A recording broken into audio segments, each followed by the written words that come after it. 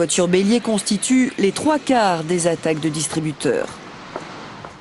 On en vient à présent à notre chronique éco avec vous, Pierre Lacombe. Nous sommes à 2 jours de l'ouverture à Villepinte du salon Maison et Objets. On s'intéresse à une technologie, la domotique, qui justement révolutionne l'intérieur de nos maisons. Oui, c'est ce que l'on appelle, Marlène, les maisons intelligentes. La domotique réunit l'ensemble des techniques de l'électronique, de l'informatique et des télécommunications pour vous faciliter la vie. La domotique est en effet au service du bien-être, une simple touche sur un écran tactile et vous contrôlez votre énergie, vous ouvrez votre portail, vous fermez les volets ou vous surveillez votre maison. Tout cela est aujourd'hui possible. Voici comment avec ce reportage signé Éric Verret et Pierre Pachou. Une maison sous surveillance, filmée en temps réel, 24 heures sur 24. Un système entièrement piloté à distance ou de chez soi devant son écran de télévision. Un détecteur à infrarouge pour signaler toute intrusion.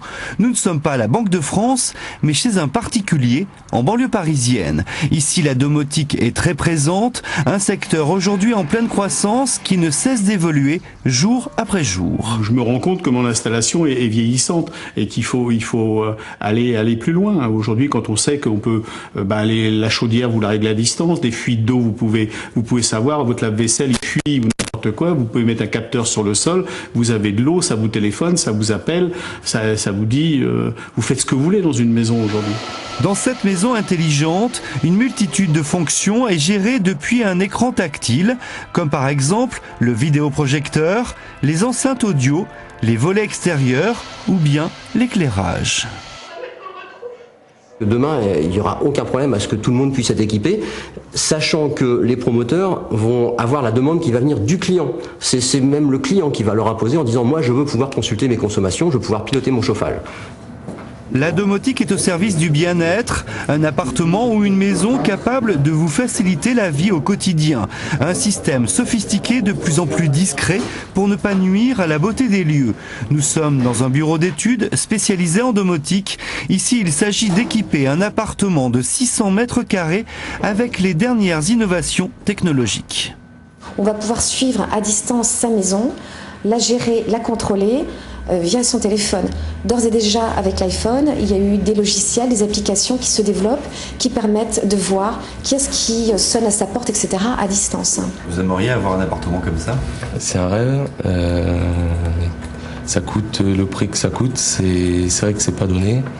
On fait le maximum avec le budget alloué. Et c'est vrai que la domotique est réservée à de riches investisseurs. Enfin, pour l'instant, de grandes marques tentent de conquérir aujourd'hui le marché du grand public. Comme le développement durable ou les services à la personne, le secteur de la domotique est en plein essor, avec à la clé des créations d'emplois. Oui, la domotique requiert une solide formation en électronique ou en télécommunication également. Alors pour ceux qui veulent se lancer tout de suite après le bac, ils peuvent s'orienter vers le BTS. 2 possibilités en Ile-de-France, à Alfortville et à Châtenay-Malabry. Pour les autres, le diplôme d'ingénieur spécialité électronique, informatique et télécommunication est le plus adapté pour cette spécialité. Il en existe un précisément à Rennes. Alors on l'a vu, c'est encore réservé à une clientèle assez aisée. Combien ça coûte d'équiper sa maison? Tout dépend ce que vous faites, Marlène, dans votre maison, mais dans celle qu'on a vue dans le reportage d'Éric Verret et Pierre Pachou, en gros, il faut compter 60 000 € quand même. Ah oui, quand même. C'est le prix du confort.